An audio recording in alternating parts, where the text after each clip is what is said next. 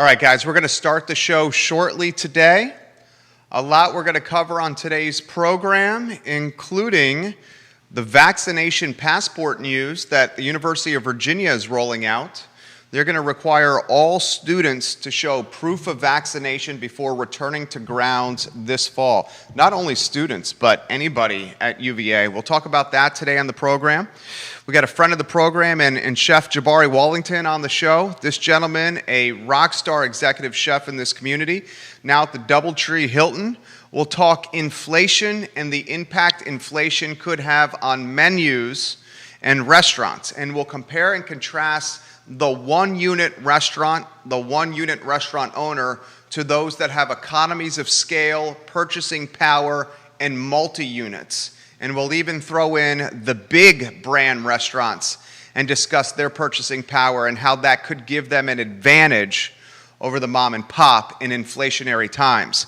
Dirty Nelly's has sold. We covered that yesterday. I caught up via Messenger with the new owner, Jordan Brunk. We'll relay some of that news about Dirty Nelly's being sold. Atlas Coffee, right around the corner from Dirty Nelly's, is either rebranding or has sold. We have that story for you. Sheets on the UVA corner, we broke that news, closing in early June. Man, that spot must be cursed, man. You got Greenskeeper, Jabberwocky, 3, you got Poe's, you got Eddie's Tavern, you got Sheets. None of them could make it in that location. Folks, we will talk about the worst spots for places like Sheets in Charlottesville. Did anyone think a Sheets Cafe was going to make it on the UVA corner? No way, Jose. Did anyone think Urban Outfitters on the downtown mall was going to make it long term? No way, Jose. So we'll talk about some of those brands as they try to go to a local corridor and struggle to get traction in Charlottesville because we pride ourselves in supporting a lot of the locally owned brands. A lot to cover on today's program. Give the show a like and a share. I see Crozet, Virginia watching the program. That might be a reflection of the guests we have on the show. Jabari, who made so many people happy at Restoration in Crozet. I see Richmond, Virginia watching the show. Northern Virginia is on the program. Tennessee, North Carolina, and Philadelphia. We'll have a good time today. We'll talk about the potential of the Fry Springs corridor as two businesses change hands from an ownership standpoint. That Fry Springs quarter is going to freaking boom. Remember the Fontaine Streetscape project around the corner as well. We'll talk all these topics on the I Love Seville show. We are live on literally every social media platform humanly possible. We'll go to Jabari in about 30 seconds. Jessica Dudley, welcome to the program. Thank you for joining us. Bill Tyson, hello and welcome to the program. Thank you, sir, for joining us. I see you guys watching the program, including you, Jennifer Coppinger, watching, I believe, in Charleston. Joseph Gentile, hello and welcome to the show. Folks, give it a like and a share anywhere you're watching. We will get started here in a matter of moments on the I Love Seville show. Judah Wickhauer, I'm ready to rock and roll when you are.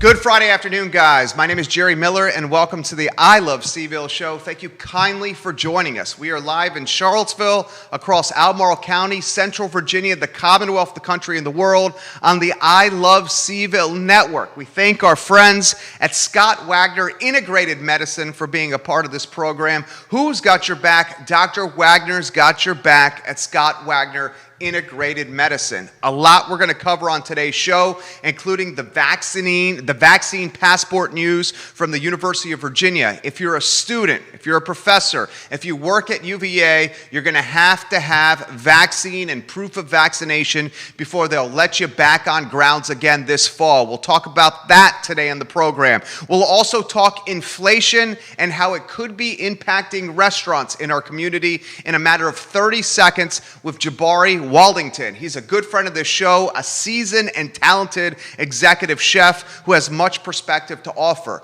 The Sheets on the UVA corner is closing. I'll analyze that business going out of business today on the show. We'll take a look at the Fry Springs quarter as well. I'm hearing Atlas Coffee has either sold or rebranded. That news for you. Of course, yesterday we let you know that Dirty Nelly's has a new owner, Jordan Brunk, a good friend of the program, who I've probably known since the 3rd or 4th grade. So much to cover on the show. Give it a like and a share. Tag a friend if they need to hear this news.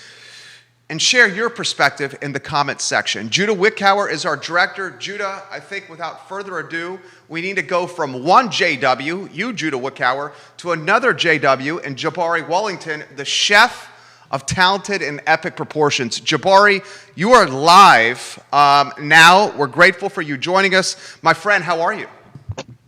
I'm good. Thanks for having me, Jerry. I'm doing well. It's always our pleasure. You are immensely talented. You are extremely experienced.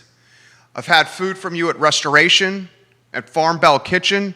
I need to get to the DoubleTree to try what's on your menu now. Yeah. Come to Route 29 is our restaurant. There you go. Okay. So you got a lot of experience in this game. I want to talk about a Facebook post you did the other day that frankly has gone viral locally. Yeah. I'll leave the show. You kind of set the stage of what you outlined in that Facebook post. Well, essentially, and just kind of talking to a lot of friends in the industry, I know some chefs that's kind of retired from the industry and just kind of left because of COVID, and I know some people that are still struggling and trying to get their feet back on basically going again. And the constant thing that kind of, there was a post somebody posted about McDonald's starting people at $18 an hour. And you keep seeing this, the Wawa that just opened up here in town, $15 an hour starting, plus $75 bonus for vaccination, plus a signing bonus. And a lot of restaurants as a whole, to be able to compete with a labor market like that, where you have line cooks or you have a dishwasher, say we're already short staffed as it is, they see somebody offering $2 more or $1 more, depending on what you're doing. And you got a place like McDonald's where you barely got to do anything. And it's a fast food. No, not taking anything away from the people who work in the fast food industry. But for us to be able to compete with a multi-million-dollar corporation like McDonald's with mom and pops and like that, it's difficult. You know, you're talking about some might be a 26% increase, 5% increase in labor. And I'm all for paying people the good, honest wage. And there's a whole nother subject going to the housing market. When it goes into gas prices, goes to products being readily available. And I think we just walked into basically a perfect storm of bullcrap that's happening all over this country that's causing the issues that we're having. And basically what I was saying in the post was, you know, products have gone up. Chicken prices, seafood prices, lobster, crab meat. If you want cheap product, right now you can get cheap crab meat and cheap shrimp from overseas. You want to get it from Vietnam, Indonesia, the flavor profile is not the same. Personally, I'm a Outer Banks Gulf shrimp fan myself. The shrimp is nice and sweet. It's local. It's good, but it's double the price. So it's the same thing with chicken, which it kind of didn't rub people a little differently because they didn't realize that chicken could get to $3.41 a pound. I'm used to seeing it around $1.14, $1.61, and to have such a jump on an item that is so readily used for a menu to kind of be able to balance your menu cost out. And what I say by menu cost for people who don't know what I'm talking about, so we have plate costs and menu costs. So what I put on the post was plate cost. So whenever you build a menu item, whether it's a chicken sandwich, a burger, lobster thermidor, whatever, anything, whatever you're doing, we build a plate cost.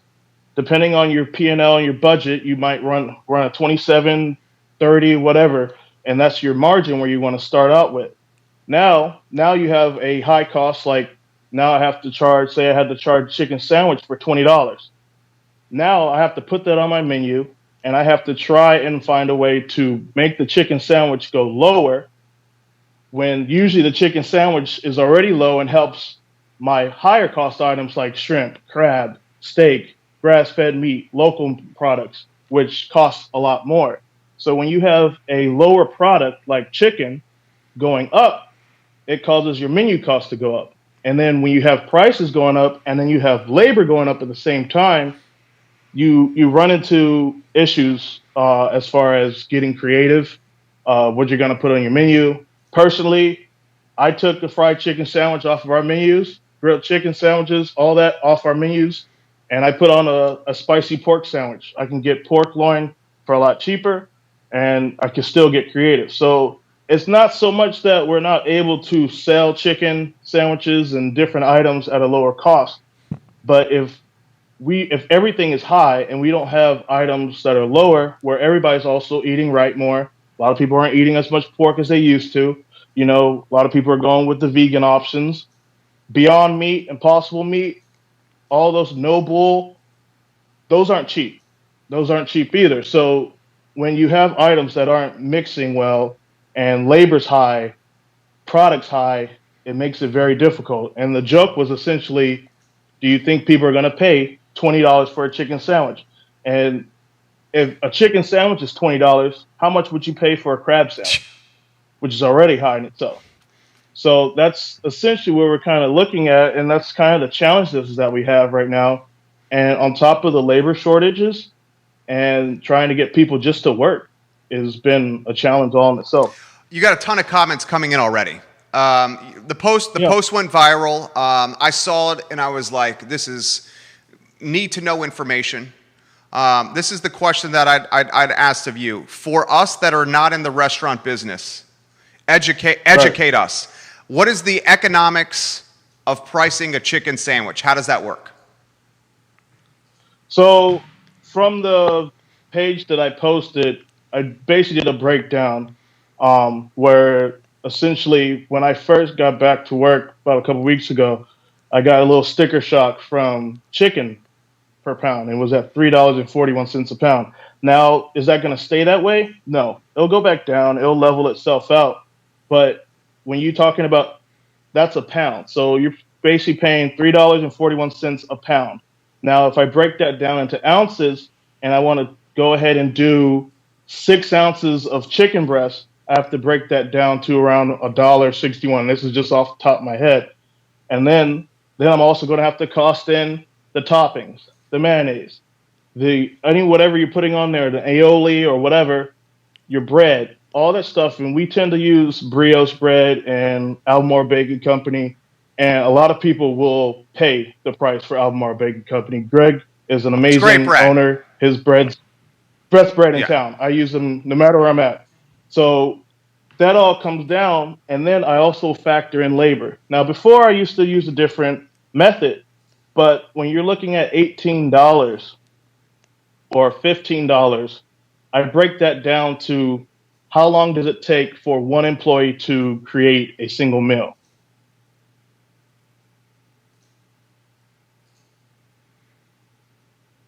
Between 10 to 15 minutes for lunch, 12 to 20 minutes for dinner.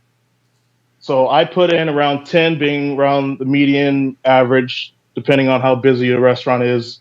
But per ticket, if there's 8 items, 6 items, 5 items, whatever, we try to get a food out within 10 minutes. So I basically took the $18 an hour rate and I broke that down to 10 minutes, adding that $10, 10 minutes of labor per item for plate cost.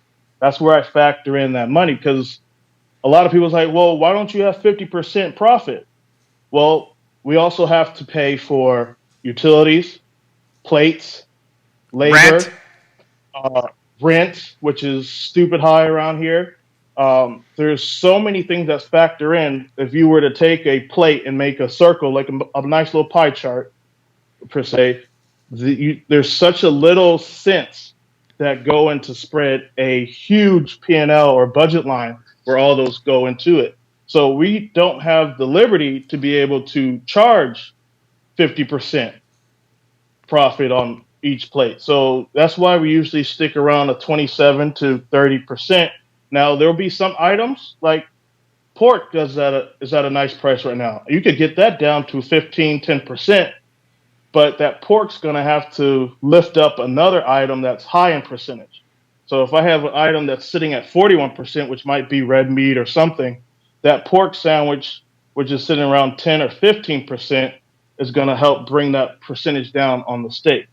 So, but you also have to look at what's selling. If I'm selling more of the steak and no one's buying the pork, I'm not winning. So that's why we try to get creative with what we are putting on our menus to basically sell the menu as a whole versus somebody coming in and just ordering one item. So that's usually where we get those pricing and plate costs. Jabari dropping knowledge, guys, here on the I Love Seville show. Executive Chef Jabari Wallington. Let me throw a couple of questions to you, and we're all learning from you here. Yeah. A one-unit, locally owned, call it a mom and pop restaurant, a restaurant that's owned here in Charlottesville by our peers, right? What is a good profit margin for a restaurant like that? It all depends on what you're trying to do. Okay. If you say you're like the Greg Hartmans and you're doing barbecue exchange where you're barbecuing meats and you're putting everything on little platters or paper, or what's the other burger joint on the corner where they use disposable? Yep. A lot of those things Jack Brown's will yeah. Yes, exactly. So that always factors into what restaurant you're talking about and where their budget line is. Is their lease high? Is their lease low? Do they own the property? Do they not own the property? Are they part of the labor structure? How many salaried managers do they have? So it's a tough question to be able to ask pertaining to multiple units, but you always try to, for myself, I always tell myself the back of the house will bring in 65% of the pie as far as expenses go and what you make out of the restaurant. So a chef in any restaurant has a lot on its shoulders because you're managing a lot of costs to be able to keep everything afloat. And so that's usually where I would say as far as profit goes, but every restaurant's going to be different. Some restaurants are bringing in 5% or 10% or depending on what they're working with. That's why pizza restaurants, Italian bakeries, things like that, they'll do well because there's not a lot of extra product, you know. Throw this question to you. How do you see customers responding? And you made this really good point. Someone like a McDonald's has purchasing power, economies of scale. Darn, they got a drive-through where folks don't even have to go in. So they got a different different revenue stream than a sit-down does with a drive-through. How's the marketplace going to respond when like a McDonald's, a KFC, a Cane's can do a chicken sandwich between, say, $1.50 to $3.50, but a locally owned, because it doesn't have the purchasing power and it does not have the economies of scale, is getting closer and closer to 20? Does that mean the chicken sandwich just gets pulled off altogether, or they still just offer the chicken sandwich as an option and say, hey, this is what locally owned is, and this is what you got to pay to keep us in business? Well, that's the question at hand, and that's why I kind of put that post out. We don't necessarily have to sell a sandwich at $20, but we have to be able to find a way to make money off of each line item. Like the big companies, you know, I had a fried chicken sandwich at Buffalo Wild Wings, and the thing was huge. It was huge, but then you look at what does Buffalo Wild Wings sell? They sell chicken. So when they open up a restaurant, they talk to their purchasing agent, wherever they're getting their food from. They say, we're going to buy X amount of cases of chicken this year. This is what we're going to do. And then they go ahead and they bid on a price.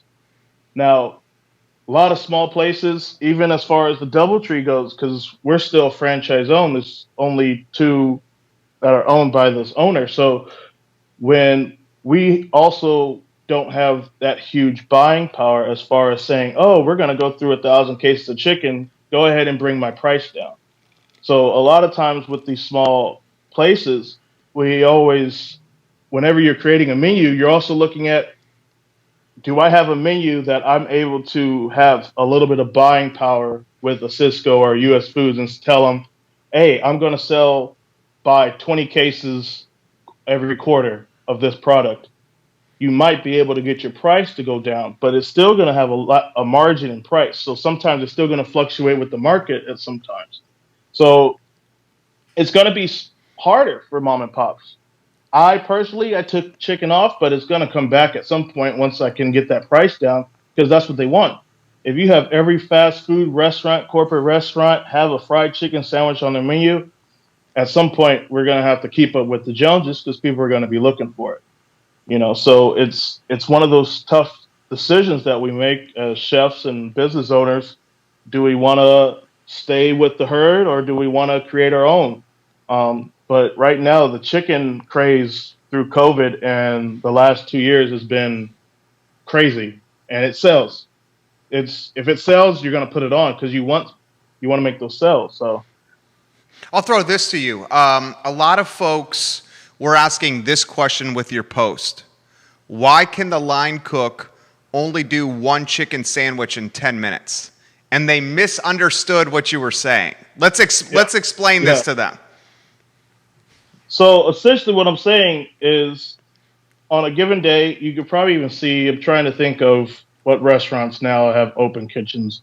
Let's say Rapture, Trevini had an open kitchen. If you ever look in a kitchen, there's called an expo line. That's where usually we get all our tickets. They come out of a printer, and for each ticket, we have to knock that food out within a certain amount of time.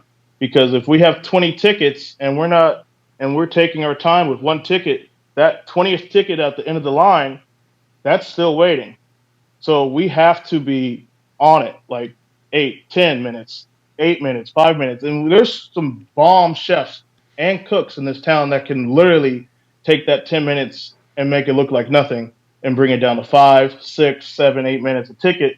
But that's usually a median number I use to account for what we're doing. So a lot of times, if I come up with a dish that takes 3 saute pans, 2 different stations to create one dish, that means my ticket times are going to be longer because I'm using multiple stations.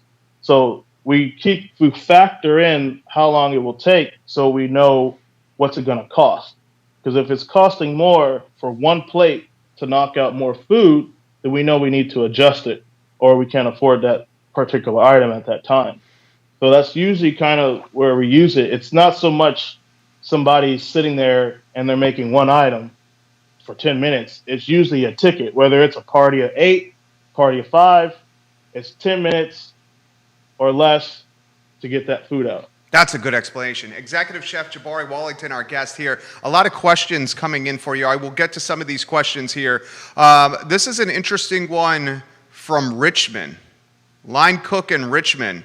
Jerry, ask your guest how he's figuring out staffing shortages at the same time of people asking for more money per shift and what that's going to do to his menu pricing moving forward. That's a difficult question because we're right in the middle of that challenge right now.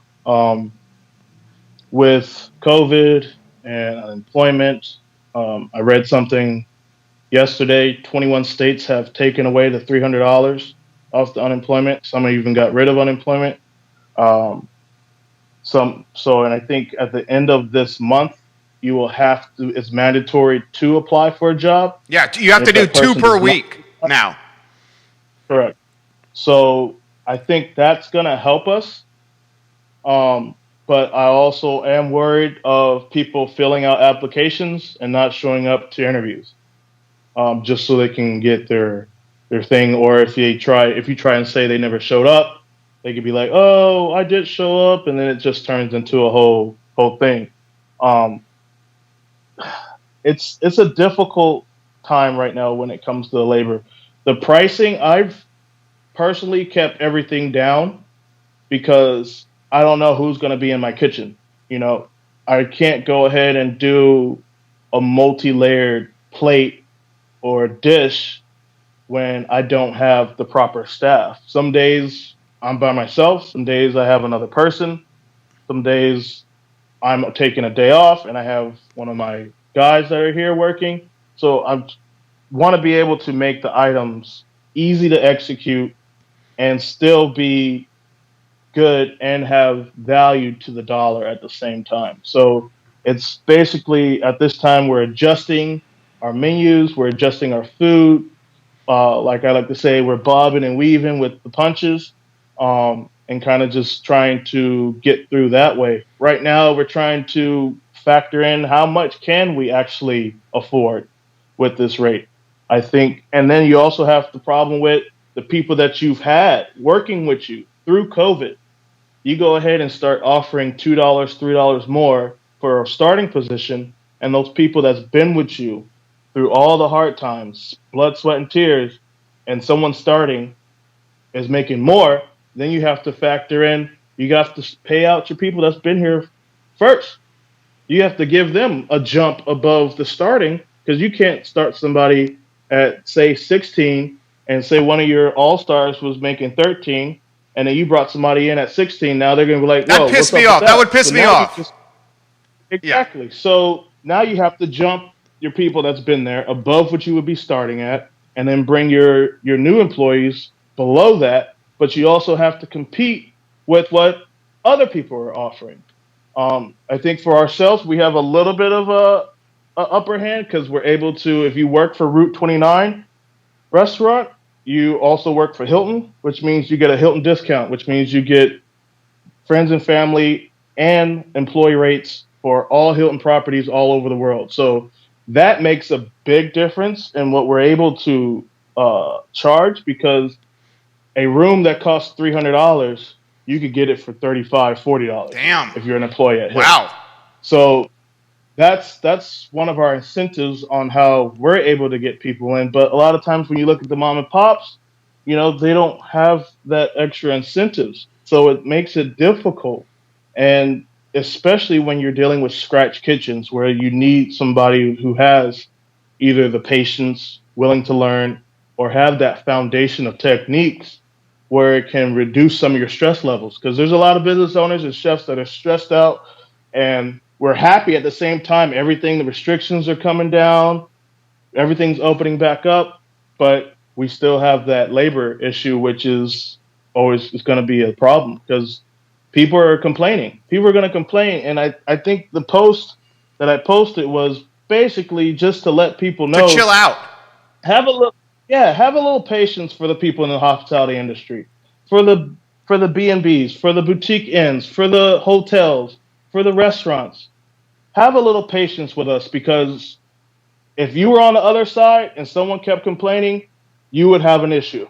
So we try to keep that smiling face, make sure we're able to, because if you let us know there's an issue, I guarantee you we can make it better than you leaving upset and we have no way to rectify the situation and make your experience better.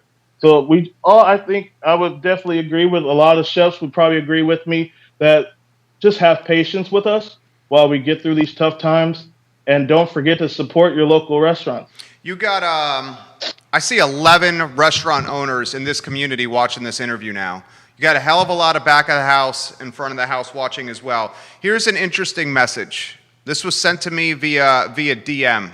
Jerry, please don't use my name, and please don't say the restaurants that I own, but please ask Jabari this question.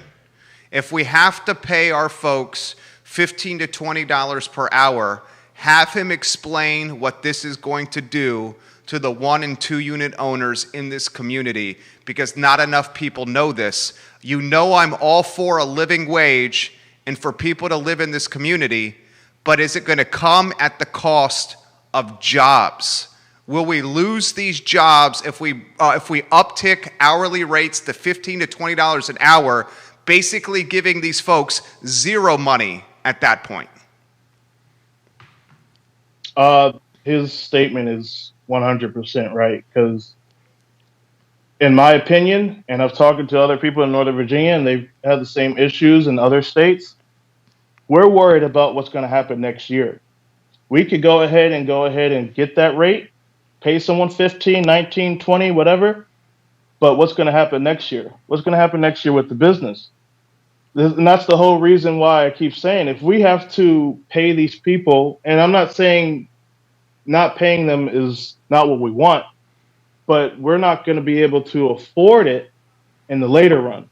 And if the consumer is not willing to pay basically amusement park prices, which is astronomical, where you're getting a lesser product and you're paying more, or you're getting the same product that we've always been putting out and we're just raising the price.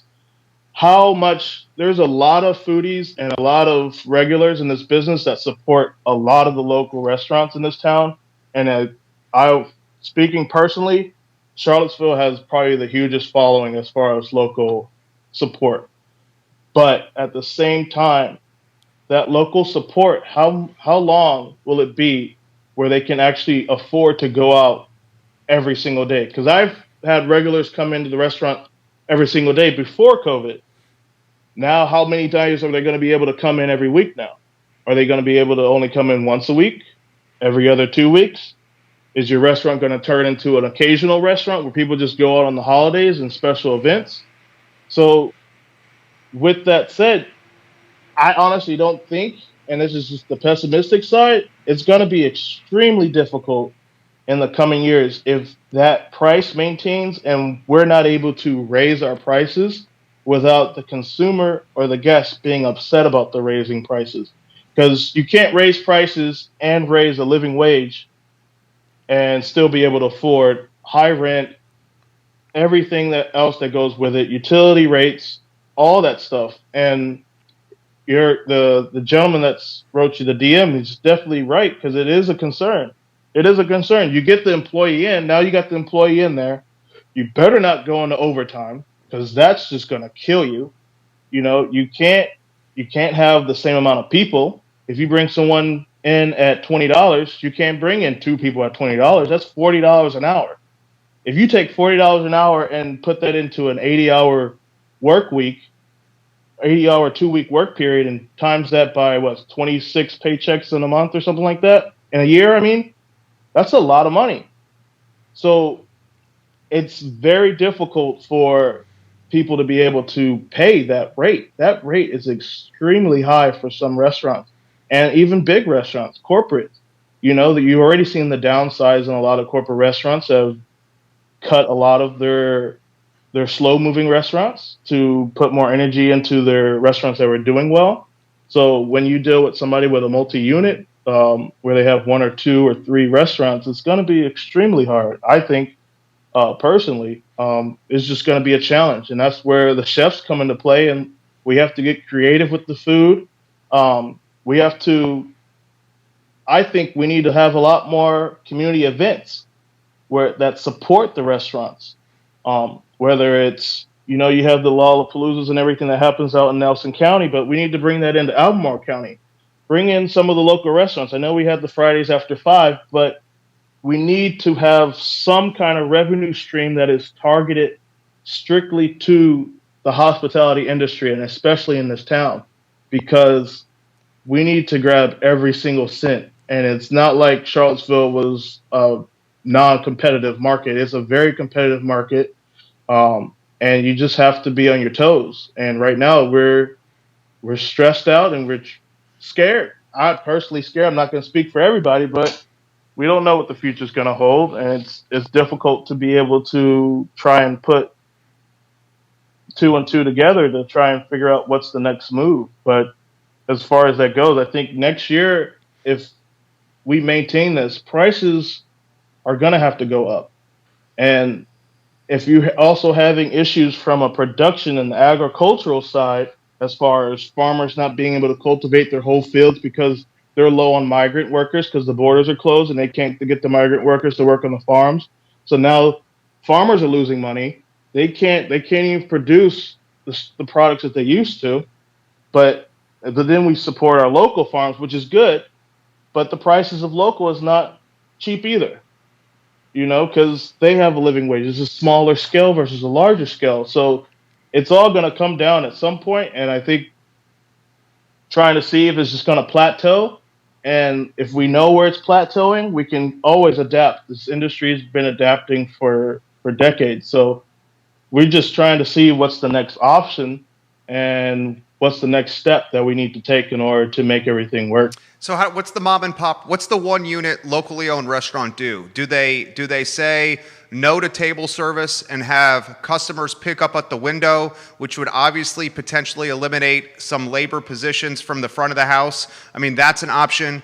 The Jack Brown's model, where they have no lettuce, no tomato, and paper plates, and they throw everything away to keep food costs more in check. I was looking at Pro Renata. Pro Renata is now selling almost like tin cups for pint glasses because so many of their guests are walking away on the weekend with the branded Pro Renata glass that they were losing 100 glasses a weekend, and they said that was just getting too expensive to replace them. So now they're trying to sell glasses to customers and incentivize them by giving them a quarter discount on every draft beer they purchase after they buy the glass. Now, they would obviously have to buy the glass and then bring it with them every visit to the brewery to get that advantage. What does the mom and pop have to do to survive here? Get creative. I have expensive taste myself, so I've always had to kind of put that in check. There's little things like you're not going to need 6 different glasses for your beers. You're not going to be able to do all the little stuff. To have your different wine glasses, your white wine glass, your port glass, your red wine glass, so things like that. When you go into a upper scale model, I think keeping it small, keeping it tight, but bringing in disposable, but also being green at the same time and sustainable is going to be another thing you have to look at. And I think it's all about getting creative. You have to get creative. It's going to be a challenge, and just try and figure out the best way to combat these scenarios that we're about to hit in the next coming months. Final question for you. This is from Grayson, and Grayson says this, and you crushed this, dude. Thank you for your time.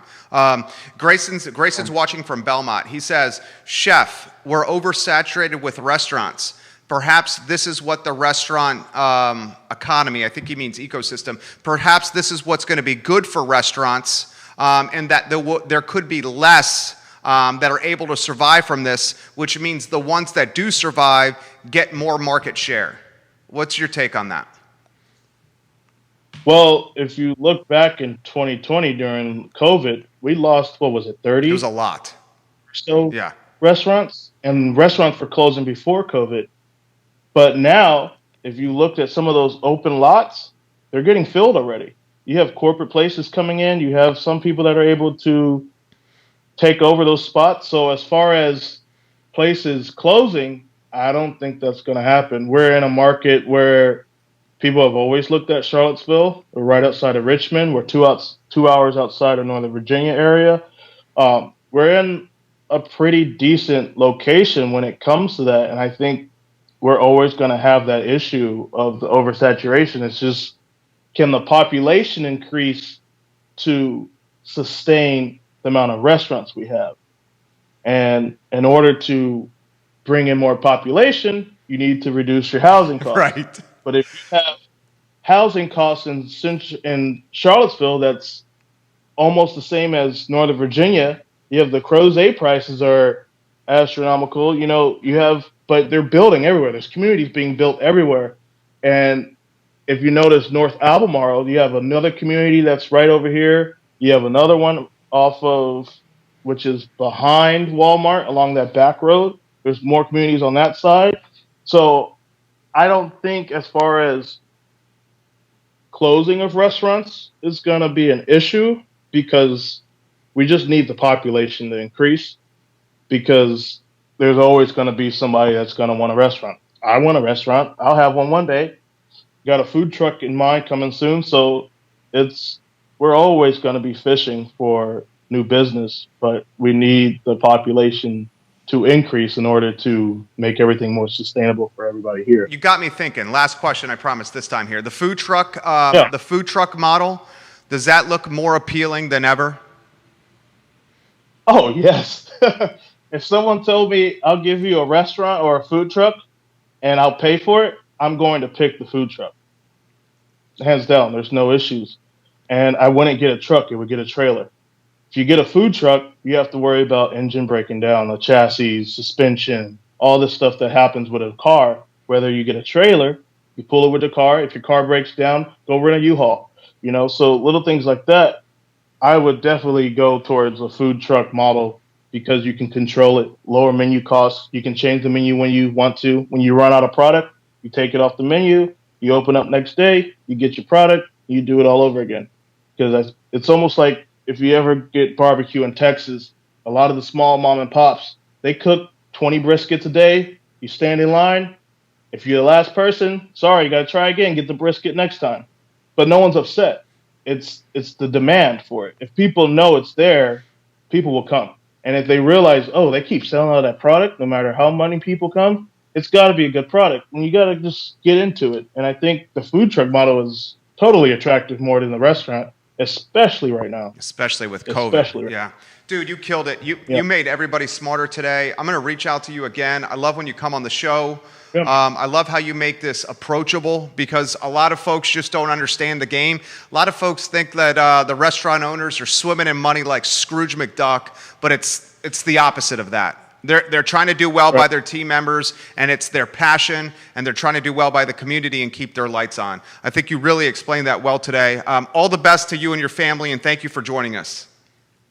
Thank you so much. I appreciate it. Just everybody be patient and enjoy the food that we put out. Amen. You have a good one, Jabari. You do the same. Thank you. All right, thank you. Thank you, guys. He's A+ people. He is A++ people. And dude, his food is banging. His food is so banging.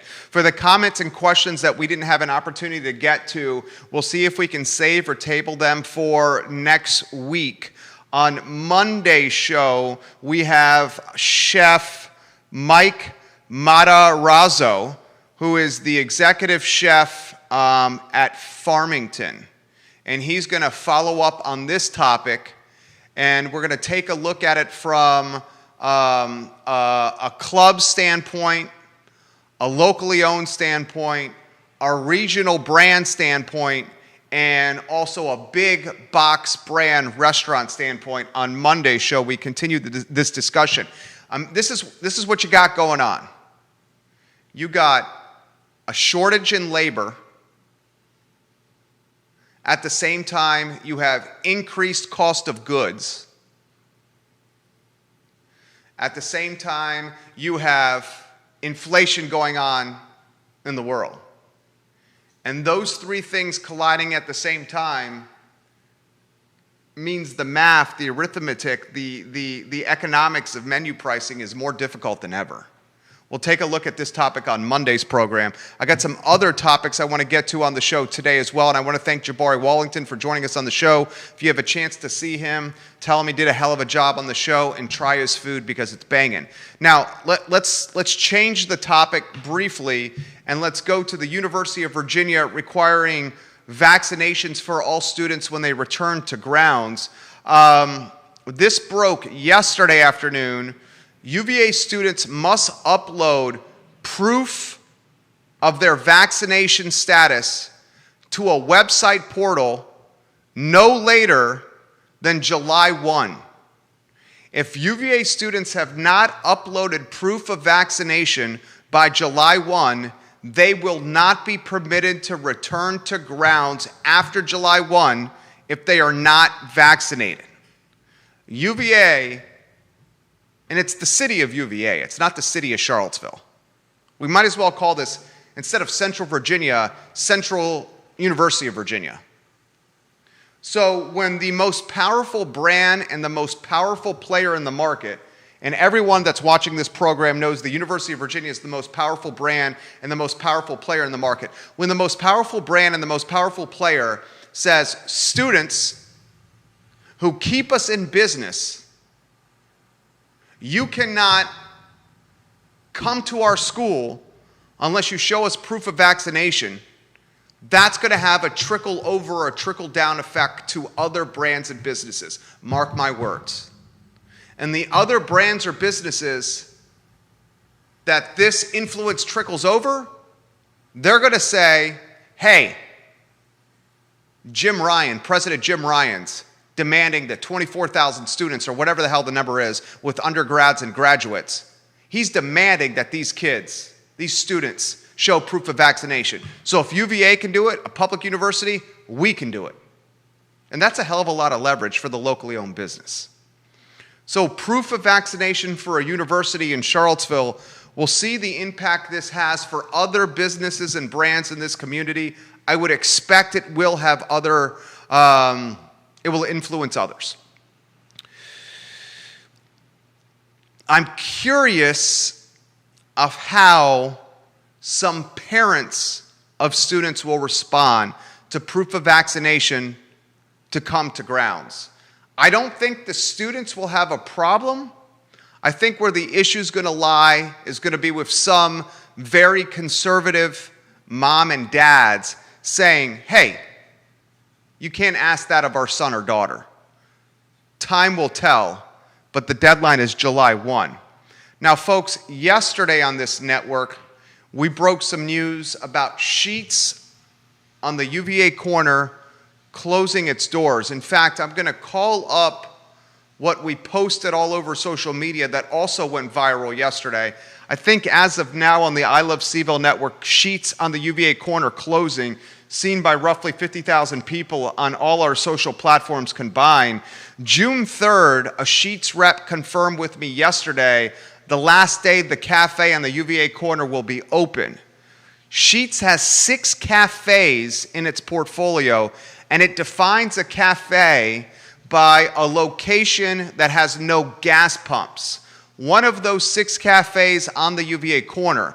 When the cafe opened on the corner, everyone in this town was like, what the hell is this? What is a gas station brand doing opening up on the University of Virginia corner? Remember when Urban Outfitters opened on the downtown mall? Everyone in this community is like, what the hell is going on here? A mega corporate, worldwide, global brand is on the 8 blocks that we call the heartbeat of Charlottesville. It was the same response we had when Five Guys came downtown. Same response we had when Sheetz came to the UVA corner. Right? So I'm going to throw this question to you. A, is the Sheetz UVA corner location cursed? The Sheetz UVA corner location has been a number of iterations.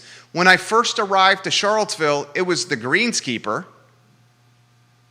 In fact, the second bar I ever had a beverage, an alcoholic beverage at, while a first year at UVA, yes, I had a fake ID. I talk about that all the time. I'm not ashamed of that. The first one was Coupe de Ville's. Coupe de Ville's essentially was letting anyone in the early 2000s with the birthday on a napkin. The second one was the Greenskeeper. George and his wife were the owners at the time.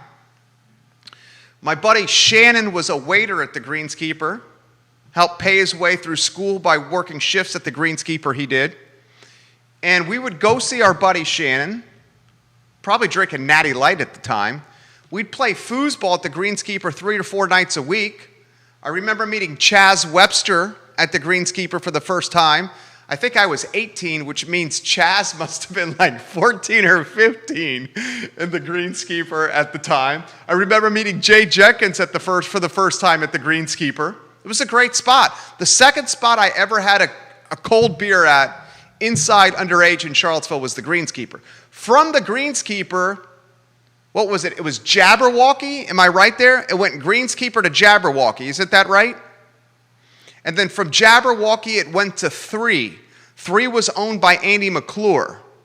In fact, my firm, our advertising agency, VMV Brands, built the website and managed some of the social media for 3 and Andy McClure.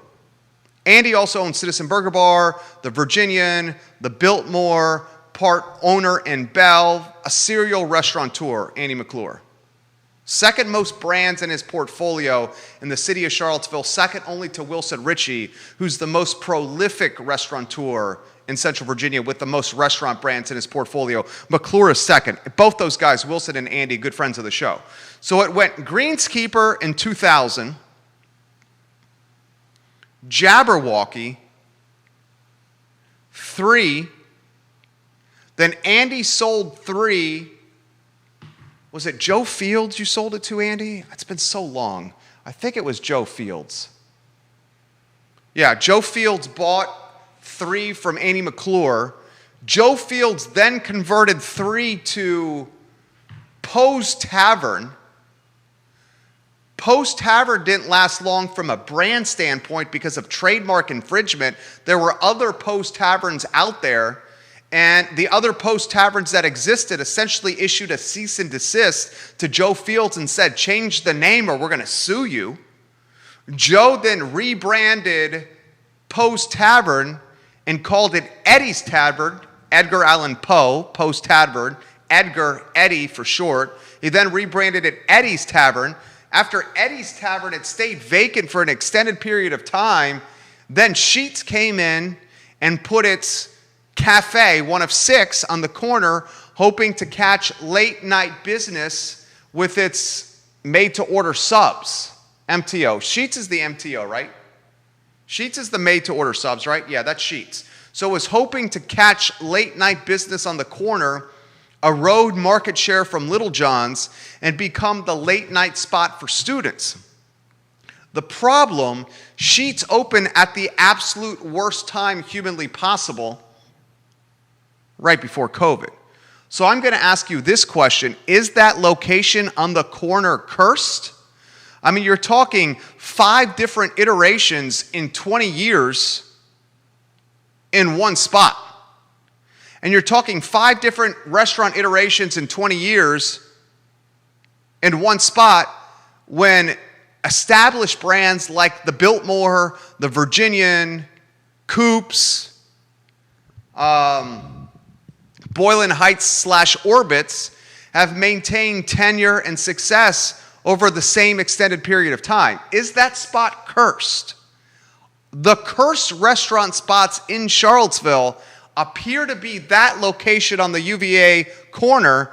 The other one here on Market Street, although Courtney and her partner, the owners of Tonic, they also own Tillman's, they seem to be debunking that curse at Tonic.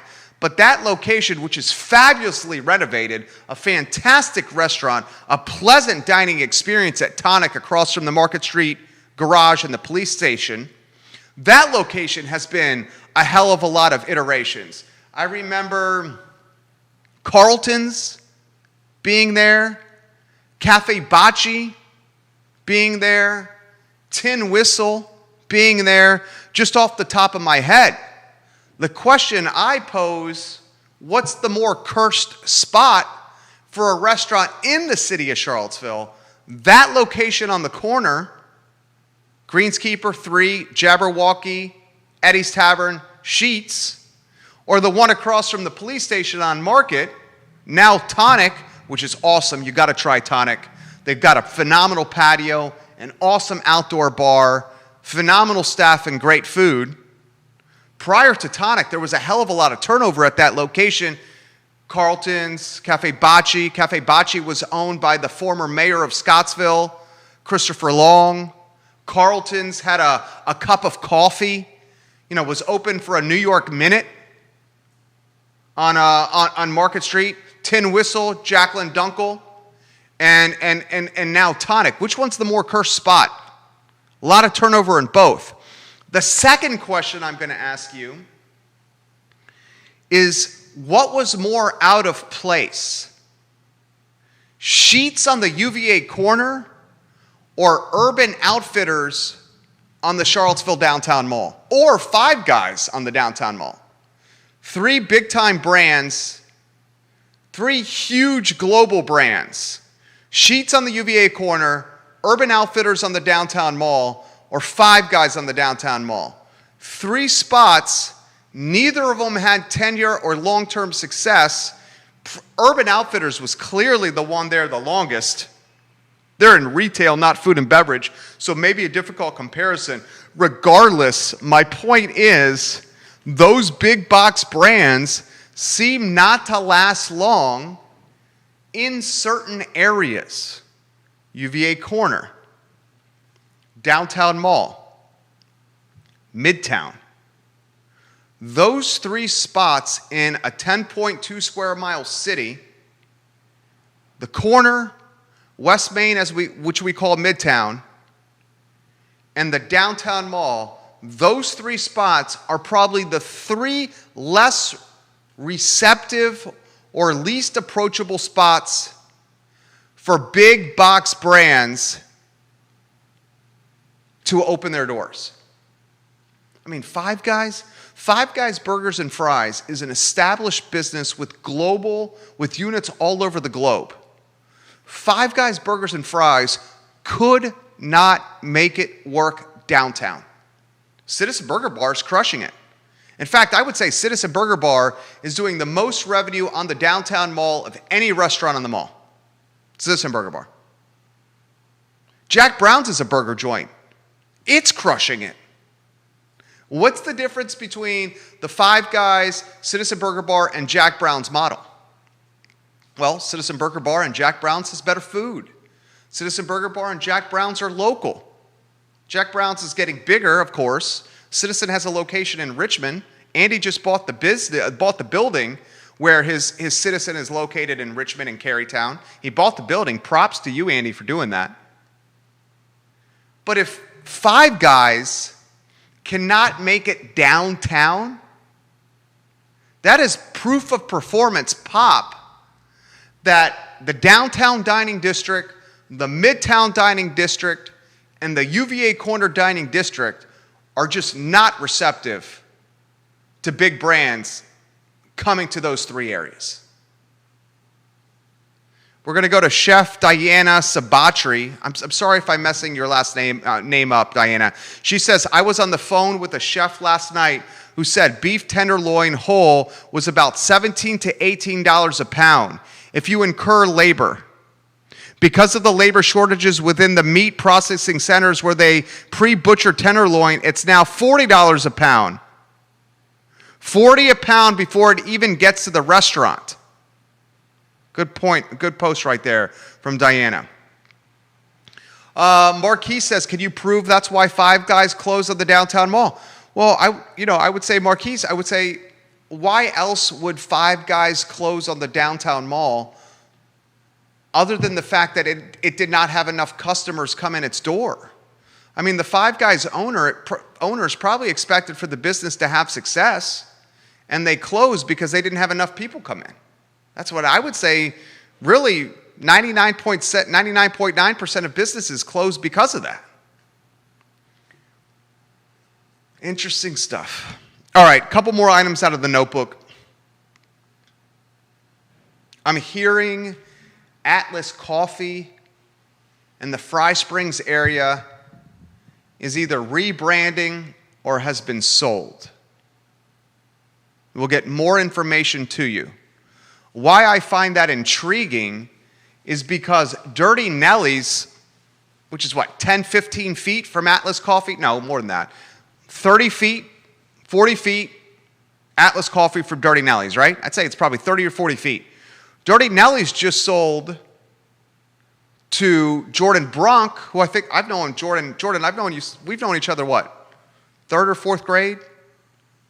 Williamsburg Soccer Club? He's a great dude. He's a hell of a soccer player. Hell of a goalie. Hell of a sweeper. Just a great guy, Jordan Brunk. He owns Buddhist Crozet Pizza on Elliewood. Just bought Dirty Nelly's from Gary and the late, great Toby. Jordan's a music guy. He's a musician himself. He's a food guy. He's a Charlottesville guy. He went to UVA. Jordan did. Same time I was there. Knows how to run a restaurant. I would expect Jordan to take everything that's great of Dirty Nelly's and maintain it, and then figure out ways to optimize the brand even more. It's closed right now as he rolls up his sleeves, he and his team, and gets it ready to reopen, a grand reopening. But folks, you got this Fry Springs quarter, that I've highlighted on this show so many times that is literally prime to boom. You got a Fontaine Streetscape project that you're going to have to get over first, because there's going to be some inconveniences that come from traffic and construction with this Fontaine Streetscape project. When that is done, that area, that corridor, you call it JPA, you call it Fry Springs, dudes, it's going to blow the F up. It is going to blow up. You got a guy in Jordan Brunk, Jordan, what are you, about 38, 39? Right? Who's going to revitalize Nellie's even more. You got Atlas that is either rebranding or being sold. My bet is on sold.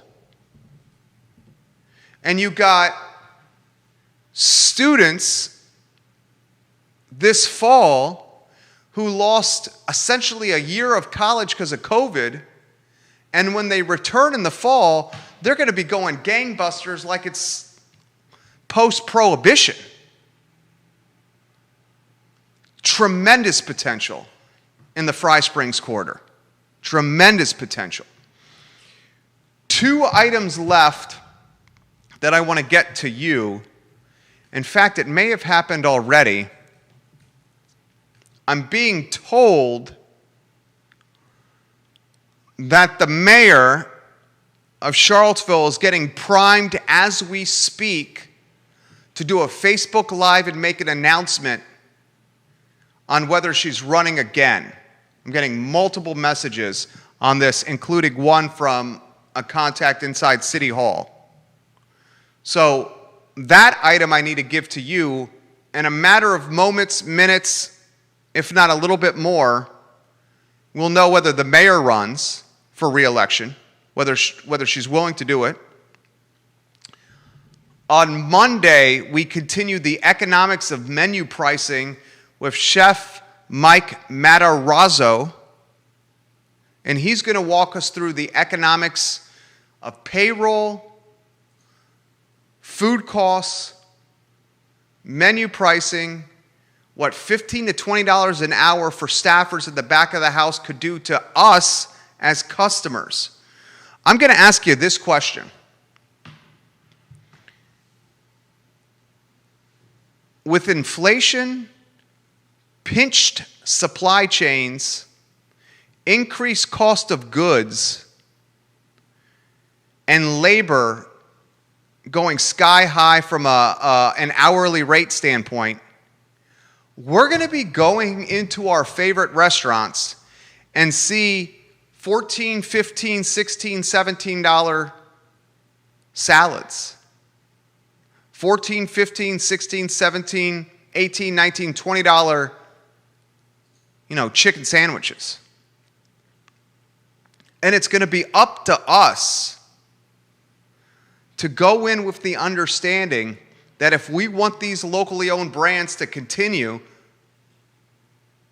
we got to be okay with it and realize it's just not food we're eating, but it's the experience of going out and sitting down that we're paying for. If it's just going to be about dollars and cents and putting food in your mouth and looking at the bottom line, you're going to be unhappy where prices are going. If you're able to have the perspective of, I'm paying for the experience of sitting down, having table service, having a craft cocktail made by an expert mixologist, having a meal prepared by some of the best, something that I don't have to do in my own kitchen, then you pay for what you get. You get what you pay for. So it's a really intriguing storyline, folks. It is a really intriguing storyline. We are at a number of crossroads. Due to inflation, due to pinched supply chains, due to labor shortages, due to the leverage that employees have over employers, especially in the F&B space, we're at a place where so many of our favorite brands are going to have to either reinvent or innovate. And the reinvent or innovate could be no more table service, window service. Pick up your food at a window, might not have the front of the house staff. I mean, look at what Pro Renata's doing. I thought it was pretty genius what Pro Renata was doing. They have some weekends customers walking off with 100 branded pint glasses so the customers can keep the pint glasses for their beer collection at home. 100 branded pint glasses leaving the brewery every single weekend, not every weekend, but on some weekends. That's an expensive cost. So here's what Pro Renata did. I thought it was genius. They are now selling a pint glass that's kind of like a tin cup. It has the Pro Renata logo on it. I'm a huge fan of the hop drone. Huge fan of the hop drone. They're saying, buy this pint glass from us. You get to keep the glass. Bring it in the next time you come to Pro Renata, and we'll give you a quarter off every draft beer in perpetuity where you bring that cup to us. Dudes, I think that's genius. Imagine if you're the restaurant, the brewery, the winery, and you're selling the glassware to your customers. And then asking the customers to bring the branded glassware back to your establishments for future visits. Look at what you've done from an innovation standpoint. You are saving on overhead when it comes to pint glasses. You're not buying as many. You are taking a branded mechanism and you're putting it at the shelves of people's homes where they're going to use it and get reminded by your restaurant or your brand at home. You are then encouraging them to come back to your establishment because they're incentivized by a discount if they bring the glass back in. And lastly, you're creating less work for your dish pit and your back of the house personnel because the customers are taking the cups and the pint glasses home with them. Think about what Jack Brown's has done. Jack Brown's, on their menu, you don't see lettuce and tomato. You don't see vegetables that can spoil if not utilized. Jack Brown's, you see freaking paper plates that can be thrown away. As a result, the Jack Brown's on the corner, I've legitimately seen in a damn near packed house, one bartender and one back of the house personnel, a cook, run the entire restaurant. Now, I'm saying if it's standing room only, there's no way in hell two people are going to be doing it. But at a happy hour on a Thursday or a Wednesday, when you have 30 people in there or so, at Jack Brown's in the mall, you can have one person in the back of the house and one bartender. On a packed slam night before COVID, you had two bartenders and two in the back of the house. But the Jack Brown's model is, we don't want the vegetables that can spoil, that can go to waste. And we want to do as little dishwashing as possible. That's why we're going to do it on paper plates so we can throw it away. Maybe it's this kind of thinking that we're going to see moving forward. Maybe it's no less front of the house staff. Pick up at the window when your name is called. Bodo's Bagel style. What if that pick up at the window, Bodo's Bagel style, was done at a sit-down restaurant? How would we respond to that?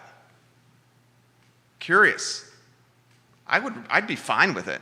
I would rather go to a restaurant that had a white paper towel as my napkin than a white linen napkin.